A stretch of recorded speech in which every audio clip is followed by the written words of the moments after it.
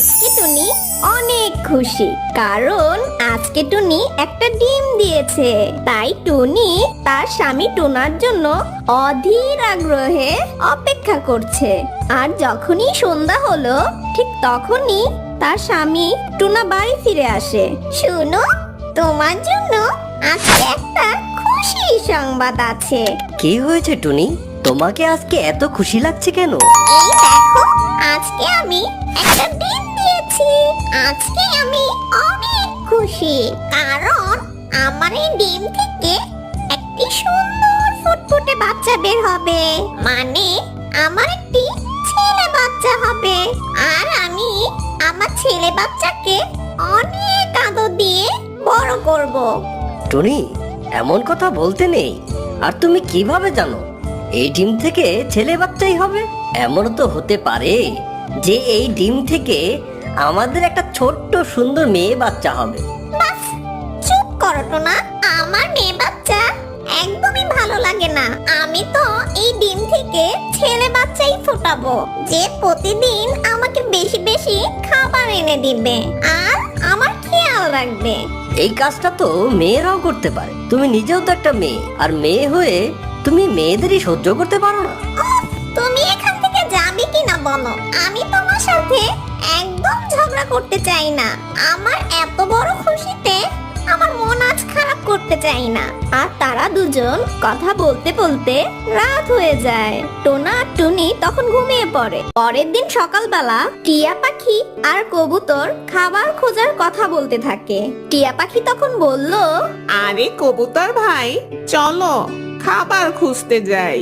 আজকে টোনাকেও কিন্তু সঙ্গে নিতে হবে। কালকে তার সাথে যখন আমার দেখা হয়েছিল, সে তখন আমাকে বলেছিল যে আজকে যদি খাবারের জন্য বের হই তাহলে তাকে যেন সাথে নিয়ে যায়। একদিন সাথে নেওয়ার পরে যদি খাবার চুরি করা শুরু করে দেয়? না না টিয়া, ও এমনটা কখনোই করবে না। তারপর তারা দুজন টোনার বাসায় চলে যায় আর বলল, টোনা ভাইয়া, চলো আমাদের সাথে চলো। আমি তোমাদের জন্যই অপেক্ষা করছিলাম। টোনা, আজকে আমার জন্য কিছু ফল নিয়ে এসো। আমাকে সুস্থ থাকতে হবে আমার ছেলে বাচ্চার জন্য। টনি, এরকম বলতে নেই। তোমার ডিম থেকে ছেলে বা মেয়ে যাই হোক না কেন, তোমাকে তাই নিয়েই খুশি থাকতে হবে। তাছাড়া আজকাল ছেলেদের থেকে মেয়েরা খুব ভালো হয়। ইহ, তাহলে তোমার ডিম থেকে তুমি মেয়ে বাচ্চা ফোটাও। আমাকে তোমার ভাষণ শোনানোর কোনো প্রয়োজন নেই। উফ, জ্ঞান দিতে আসে আমাকে। যাও এখান থেকে, আমার বাসা থেকে চলে যাও। টিয়া, টুনির মাথা ঠিক নেই। চলো আমরা খাবার খুঁজতে যাই। টোনা, টিয়ে, কবুতর খাবারের জন্য চলে গেল। আর এভাবেই দিন কাটতে থাকে। একদিন সকালে টুনি তার ডিমের কাছে বসেছিল। ঠিক তখনই ডিম থেকে একটা ছোট্ট সুন্দর বাচ্চা বের হয়। মা, মা, আমার ভালো মা, আমি তোমার মেয়ে। টুনি তখন খুশি হওয়ার পরিবর্তে মন খারাপ করে ফেললো আর বলল, সব কাজই উল্টো হয়ে গেল। আমি তো ছেলে বাচ্চা চেয়েছিলাম, কিন্তু এটা তো মেয়ে বের হলো। এদিকে সন্ধ্যা হওয়ার সাথে সাথে টুনা বাসায় ফিরে এলো। বাসায় ছোট্ট টুনার বাচ্চা দেখে খুশি হয়ে গেল। টুনা তখন বলল, আরে টুনি, আমাদের বাচ্চা ফুটেছে। তুমি আমাকে কিছুই জানাওনি কেন?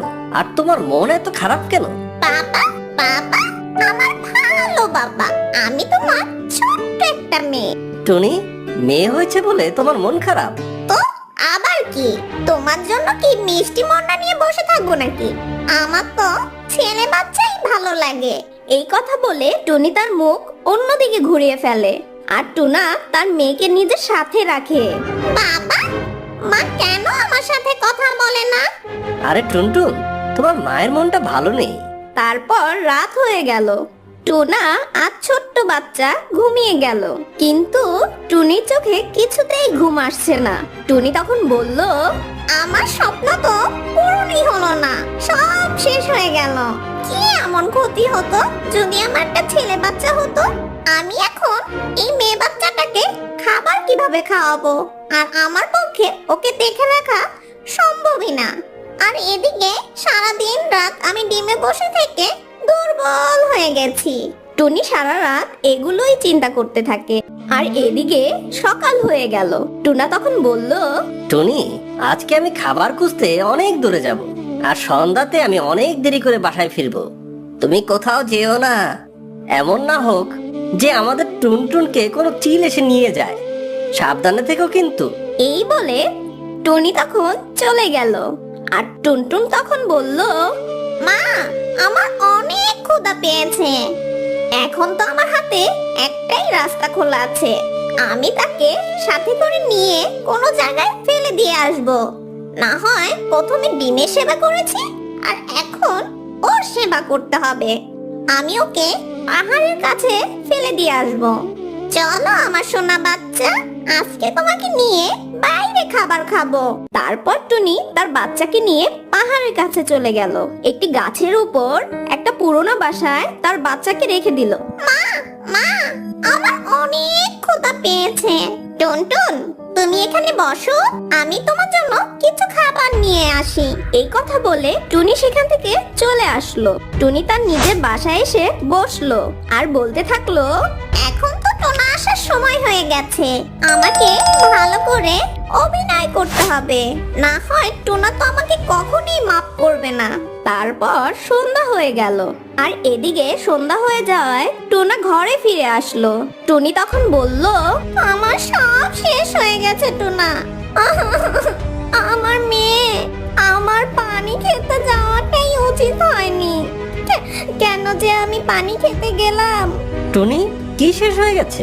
তুমি এত কান্না করছো কেন? আর আমার মেয়েটা কোথায়? এজন্যই তো আমি কান্না করছি। শুধু পানি খাওয়ার জন্য নদীর কাছে গিয়েছিলাম। আমি এই 1 মিনিটের জন্য গিয়েছিলাম, আর পিছন থেকে চিল আসলো আর আমার সুন্দর নিষ্পাপী মেয়েটাকে নিয়ে গেল। হায়, আমার কি হলো? টুনি, তুমি আমার মেয়েকে ভালোভাবে দেখে রাখোনি? দেখো, আমি সেই সকালে খাবারের জন্য বাইরে গিয়েছি আর তোমাদের জন্য সুন্দর খাবার নিয়ে এসেছি, কিন্তু তুমি এটা কি করলে? আমি কিছুই করিনি। আমি কি চিলকে বলেছি নাকি? আচ্ছা আচ্ছা, চুপ করো। হয়তো আল্লাহ তাআলা এটাই চেয়েছে। তারপর টুনি মিথ্যা কথা বলে কান্না করা শুরু করলো। টুনা তখন বলল, টুনি, তুমি এখন এই ফলটা খেয়ে ফেলো। আমি আমার মেয়ের জন্য এটা এনেছিলাম। আমার মেয়েটা থাকলে কি যে মজা হতো। আমার এখন খিদে নেই।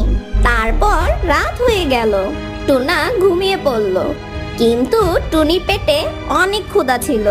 যখনই টুনা ঘুমিয়ে পড়ল, টুনি তখন ফল তাড়াতাড়ি খেয়ে ফেললো।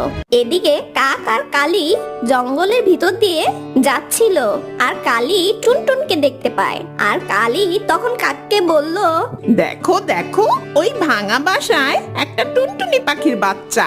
এত রাতে সে এখানে কেন? কিভাবে সে এখানে আসলো? চলো আমরা গিয়ে দেখি। কাক আর কালি সেখানে গেল। কাক তখন বলল, তুমি কে? আমি টুনির ছোট্ট বাচ্চা। কালকে আমি ডিম থেকে বের হয়েছি। আমার বাবা আমার জন্য খাবার আনতে গিয়েছিল, আর আমার মা আমাকে এখানে নিয়ে এসে বলেছে যে এখানে বসে থাকতে। মা আমার জন্য খাবার নিয়ে আসবে। অনেক রাত হয়ে গিয়েছে, আমার মা এখনো আসার নাম নেই। মনে হয় টুনি এটাকে এখানে ফেলে গিয়েছে, কিন্তু টুনি এই কাজটা কিভাবে করতে পারলো? এত মাসুম একটা বাচ্চাকে কিভাবে ফেলে গেল? তুমি যদি চাও তাকে আমরা আমাদের সাথে নিয়ে যাব। আমরা তাকে লালন পালন করব। ঠিক আছে, তাহলে নিয়ে চলো। কাক আর কালি তাদের সাথে টুনটুনকে নিয়ে যায়। তারা দুজন মিলে টুনটুনকে অনেক যত্ন করে, তাকে ভালো ভালো খাবার দেয়।